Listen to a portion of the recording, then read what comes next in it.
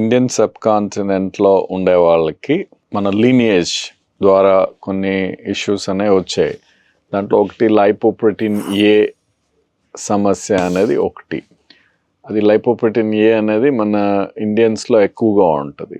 యుఎస్లో ఒక స్టడీ చూస్తే అంటే Indians who got settled in US వాళ్ళకి అక్కడ నేటివ్ అమెరికన్స్కి మధ్యలో అయిన హార్ట్ స్ట్రోక్ ఇన్సిడెంట్స్ చూస్తే ఇండియన్స్కి హార్ట్ స్ట్రోక్ ఇన్సిడెన్స్ అనేది ఎక్కువగా ఉంది. అంటే బై జెనెటిక్స్ వీఆర్ ప్రిడిస్పోజ్డ్.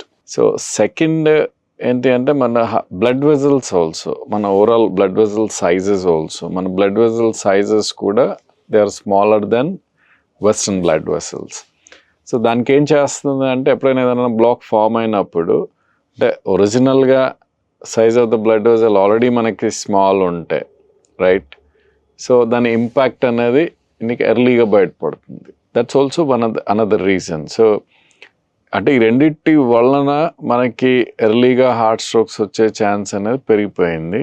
దాంతో పాటు లైఫ్ స్టైల్ చేంజెస్ ఈ రెండు ఉన్నాయి. అంటే జెనెటికల్గా మనం ఎక్కువ వచ్చే అవకాశం ఉంది. దానికి యాడింగ్ ఏంటి అంటే మన life style.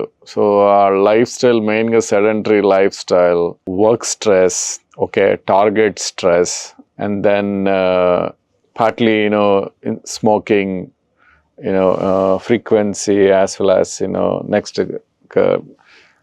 drugs and all. So everything is adding and increasing the incidence of heart strokes. MedPlus లో అదే మెడిసిన్ అదే క్వాలిటీ, మార్కెటింగ్, డిస్ట్రిబ్యూషన్, ఇంకోటి అంటూ వీళ్ళకి అదనపు ఛార్జీలు ఉండవు. అందువల్లే 50 to 80% డిస్కౌంట్ లో మనకు అందిస్తున్నారు.